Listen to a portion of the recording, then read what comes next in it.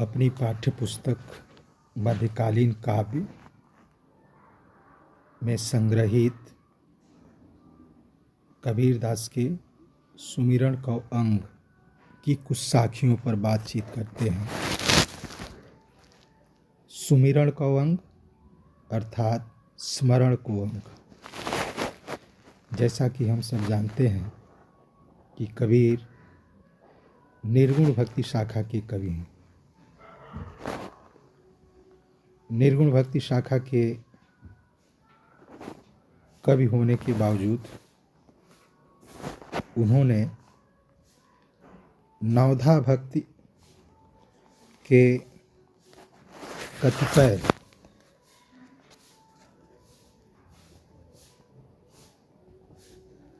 रूपों को स्वीकार किया है। स्मरण नवधा भक्ति के अंतर्गत ही है। दरअसल कबीर ने अपने काव्य में परम तत्व का ही वर्णन किया है। परम तत्व का वर्णन करना ही उनका मुख्य उद्देश्य रहा है। शेष सब उसके उद्देश्य में सहायक हैं। यहाँ सुमिरन कौअंग का अर्थ है स्मरण कौअंग।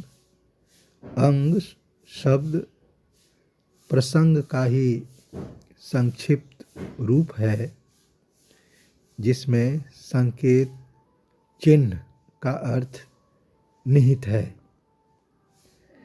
पहली साखी में कबीर कहते हैं, कबीर कहता जात हूँ सुनता है सब कोई, राम कहे भला होइगा नहितर भला न होई।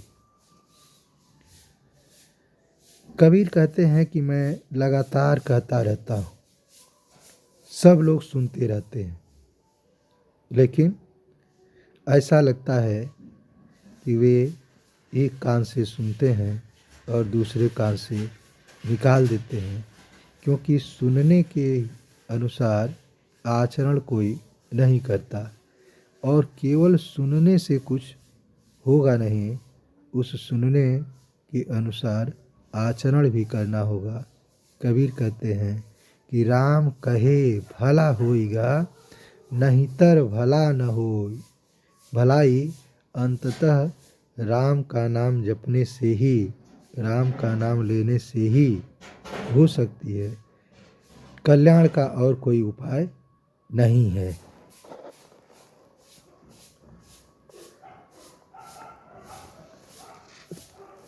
तीसरी साखी देखें,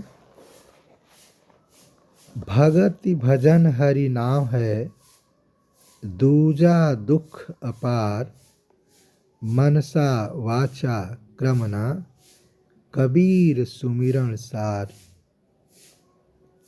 भगति भजन हरि नाम है। भजन हरि नाम है। ईश्वर की भक्ति करना, ईश्वर का भजन करना, कीर्तन करना नाव है। इस संसार सागर को पार करने के लिए नौका की तरह से है। ईश्वर की भक्ति, ईश्वर का भजन, ईश्वर का नाम जपना कबीर के अनुसार संसार सागर को पार करने के लिए नौका की तरह से माध्यम है, साधन है।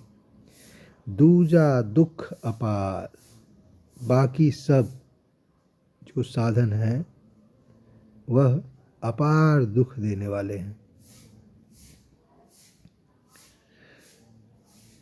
महात्मा बुद्ध ने तो संसार को दुखमय ही कहा था। संसार दुखमय है, दुख का कारण है, कारण का निवारण है, और उन्होंने उसके लिए अष्टांगिक मार्ग चलाया था महात्मा बुद्ध ने।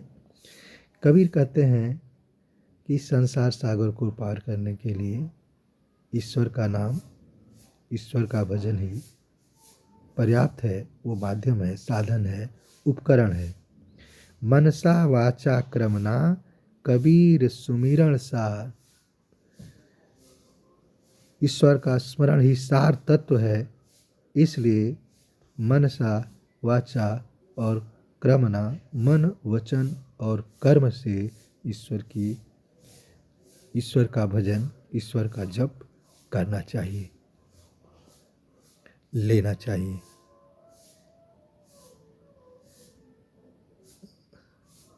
अगली साखी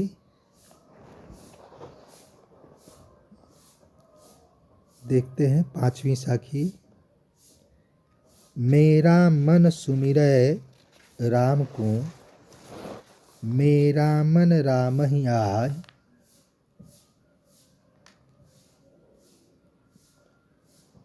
अब मन राम ही रमि रहया, शीस नवामों काहि। मेरा मन सुमिरै राम को, मेरा मन राम का स्मरण करता है। मेरा मन राम ही आय, मेरा मन राम में लग गया है।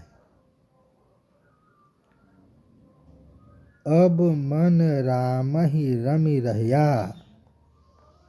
अब मन में राम रम रहा है, मन राममय हो गया है। शीस नवाऊं का, अब मैं किसको शीस नवाऊं। यहाँ कबीर साकार उपासना से दूरी बनाते हुए दिखाई पड़ते हैं। शीश नवाना, शीश झुकाना तभी होता है जब व्यक्ति और जब जीव और ईश्वर, भक्त और भगवान में दूरी बनी रहती है। यहाँ दोनों में कोई दूरी रह नहीं गई है, एकत्व की स्थिति हो गई है, अभिन्नता की स्थिति है। इसलिए कबीर कहते हैं कि शीश नवाओं का, अब शीश किसके सामने झुकाया जाए, अब उसकी ज़रूरत नहीं रह गई है।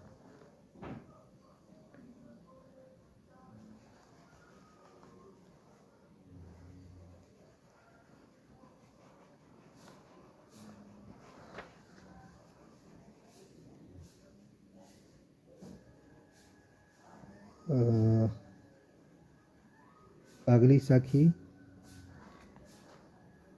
कबीर निर्भय राम जप,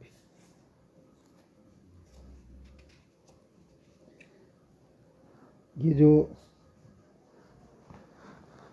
कबीर कहते हैं कि मेरा मन सुमिरै राम को, मेरा मन राम ही आय। अब मन राम ही होय रहा, रमि रहया, शीश नवाऊं का। तो इसका अर्थ यह भी है कि राम का नाम लगातार लेने से राम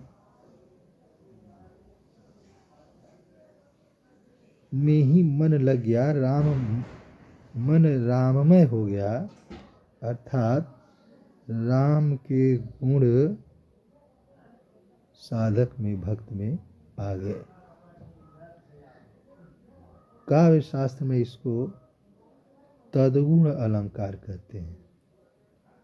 जब एक वस्तु दूसरे का गुण ग्रहण कर ले उसकी संगति से, तब उसको तद्गुण अलंकार कहते हैं।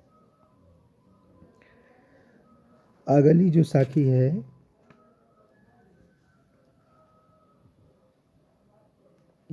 कबीर निर्भय राम जप, जब लग दीवै बात, तेल घट्या बाती बुझे, तब सोवेगा दिन रात। यहाँ कबीर जीवात्मा को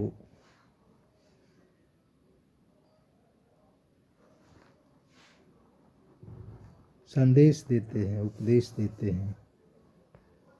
राम का नाम जपने से, समय के साथ राम का नाम जपने से और इस संसार की असारता या शरीर की नश्वरता का उदाहरण प्रस्तुत करते हुए कबीर निर्भय राम जप, कबीर कहते हैं कि निर्भय होकर राम का जप करो। जब लग दीवै बात, जब तक दिए में बत्ती है, अर्थात जब तक शरीर में प्राण है।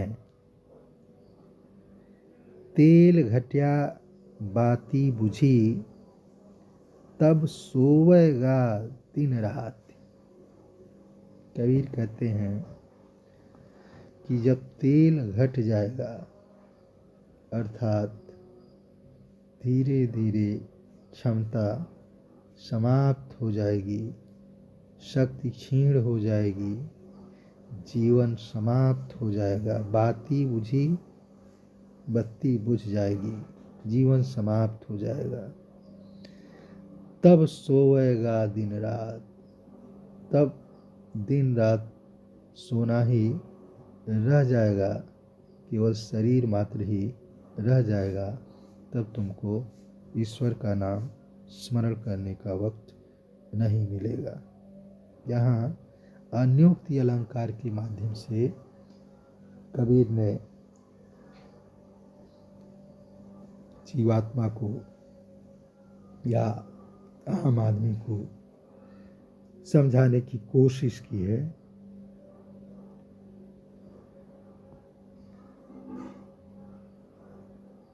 अगली साखी देखते हैं। जी हरि जैसा जानिया, तिनको तैसा लाभ, आसों प्यास न भाजई, जब लग धसै न आप। ऊपर कबीर ने मनसा वाचा क्रमना कबीर सुमिरन सार की बात की है, उसी को यहाँ आगे बढ़ाते हैं कि जी हरि जैसा जानिया, जिन्होंने हरि को जिस रूप में जाना है, तिनको तैसा लाभ, उनको उस तरह का लाभ होता है। तुलसीदास ने लिखा है, जाकी रही भावना जैसी, प्रभु मूरत देखिए तीन तैसी। कबीर कहते हैं कि ईश्वर को जो जिस रूप में जानता है, अनुभव करता है, तिनको तैसा लाभ, उसको उस स्तर का लाभ होता है। गीता में भगवान कृष्ण ने कहा है कि जो मुझको जैसे भजता है, मैं भी उसको उसी तरह से भजता हूँ। आसों प्यास न भाजई, कबीर उदाहरण देते हैं कि आसों प्यास न भाजई, ओस से प्यास नहीं मिटती है।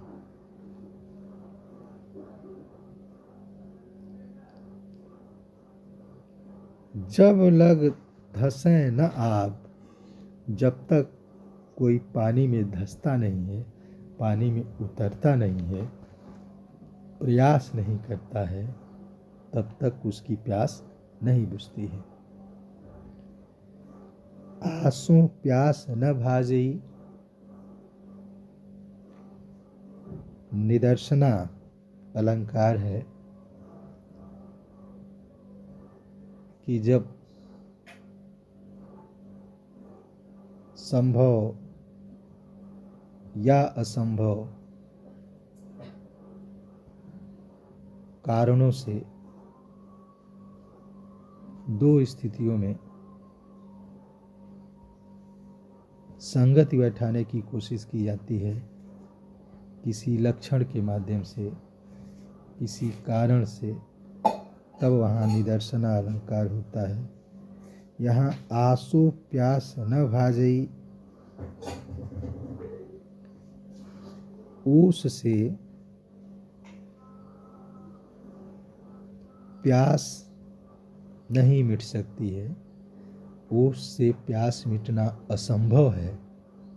इस असंभव कथन के लिए ही कहा गया है कि आसो प्यास न भाजई, इसलिए यहाँ निदर्शना अलंकार है। जब लग धसै न आब, जब तक पानी में उतरकर क्रिया से, कर्म से प्यास बुझाने की कोशिश नहीं की जाती है।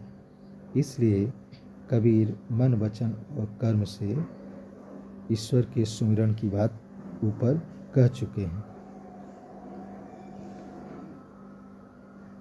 अगली साखी, राम पियारा छाड़ी कर,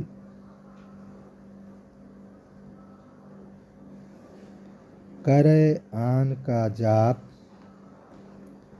बेस्वा केरा पूत ज्यों, कहे कौन सु बाप। यहाँ कबीर कुछ सख्त शब्दावली का इस्तेमाल करते हैं। इस साखी में अनन्यता का भाव, राम के प्रति अनन्यता का भाव, एक निष्ठता का भाव विद्यमान है, दिखाई पड़ता है। कबीर कहते हैं कि राम प्यारा छाड़ी कर, प्यारे राम को, प्रिय राम को छोड़कर, करे आन का जाप, किसी अन्य का जाप करने वाले की स्थिति ठीक नहीं होती है। यहाँ कबीर एक तरह से बहुदेवोपासना का विरोध करते हैं। कबीर के राम निर्गुण निराकार राम हैं, जो न तो अवतार लेते हैं न लीलाएं करते हैं। कबीर यहाँ उसी राम की बात करते हैं, बाकी सारे देवी देवताओं की उपासना को वो स्वीकार नहीं करते। राम प्यारा छाड़ी कर, करे आन का जाप, अन्य देवी देवताओं का जप करने वाले की स्थिति ठीक नहीं होती है, उसको कभी स्वीकार नहीं करते हैं। विश्वा केरा पूत ज्यों, कहे कौन सु बाप। उपमा देते हैं, विश्वा के पुत्र की तरह से होता है जिसको अपने पिता का नाम नहीं मालूम होता है।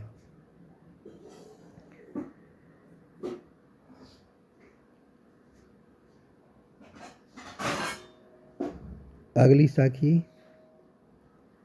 जैसे माया मन रमै, यूं जे राम रमाय, तो तारा मंडल छाड़ कर, जहाँ केसो तहाँ जाए। यहाँ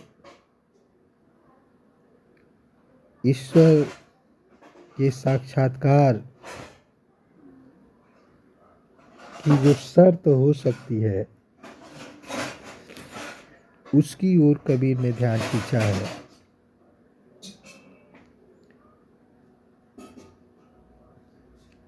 हम लोगों को कोई छोटा सा उद्देश्य भी पूरा करने के लिए कोशिश करनी होती है।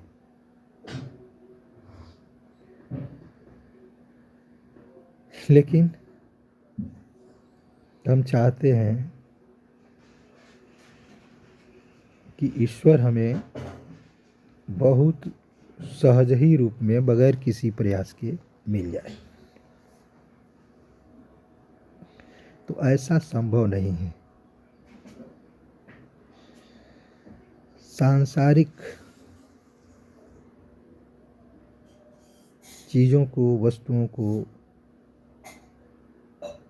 स्थितियों को हम जिस मन से प्राप्त करने की कोशिश करते हैं, ईश्वर को उसी भाव से प्राप्त करने की कोशिश नहीं करते।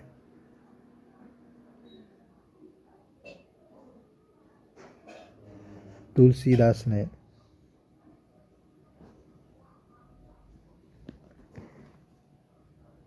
अपने एक दोहे में कहा है, कामी ही नारी प्यारी जिम, लोभी ही प्रिय जिमि दाम, तिमि रघुनाथ निरंतर, प्रिय लागहु मोहि राम। कामी ही नारी प्यारी जिम, कामी कोई स्त्री जैसे प्रिय होती है, और लोभी व्यक्ति जैसे धन चाहता है, धन जैसे लोभी को प्रिय होता है। तुलसी कहते हैं कि हे राम, आप वैसे ही मुझको लगातार निरंतर प्रिय लगे। कबीर कहते हैं कि जैसे माया मन रमय, जैसे माया में मन रमता है, सांसारिक आसक्तियों में मन रखता है, यूं जे राम रमाई, उस तरह से अगर राम में लग जाए तो तारा मंडल छाड़ी कर, जहाँ केसो तहाँ जाए। तो तारा मंडल को पार करके, आकाश मंडल को, नक्षत्र मंडल को पार करते हुए भक्त जहाँ केसो तहाँ जाए, जहाँ का है वहाँ पहुँच जाएगा। या जहाँ केशव, केशव कृष्ण, यहाँ राम से ही अर्थ लिया जाएगा। राम के लिए कवि ने कहीं केशव शब्द का इस्तेमाल किया, कहीं रहीम शब्द का इस्तेमाल किया, विभिन्न शब्दों का इस्तेमाल किया है। तो यहाँ अगर केशव आमतौर पर कृष्ण के लिए कहा जाता है, और कृष्ण का संबंध का मतलब ईश्वर से है, राम और कृष्ण का कोई भेद नहीं है नाम को लेकर, तो केवल नाम का भेद है। इसको स्वीकार करते हुए अगर इसका केशव का केशव अर्थ लिया जाएगा तो भी उपयुक्त होगा। नहीं तो जहाँ केशव जीव जहाँ का है तहाँ जाए, वहाँ पहुँच जाएगा। पानी ही तय हिम भया, हिम हो गया बिलाय, जो कुछ था सोई भया, अब कुछ कहा न जाए। तो जहाँ केशव तहाँ जाए। यहाँ कबीर ईश्वर को प्राप्त करने के लिए शर्त रखते हैं कि जैसे सांसारिक आसक्तियों के लिए व्यक्ति प्रयास करता है, सांसारिक इच्छाओं को पूरा करने के लिए व्यक्ति प्रयास करता है, वैसे ही अगर ईश्वर को प्राप्त करने का प्रयास करे तो उसको ईश्वर का साक्षात्कार हो सकता है, अन्यथा ईश्वर का साक्षात्कार संभव नहीं है। धन्यवाद।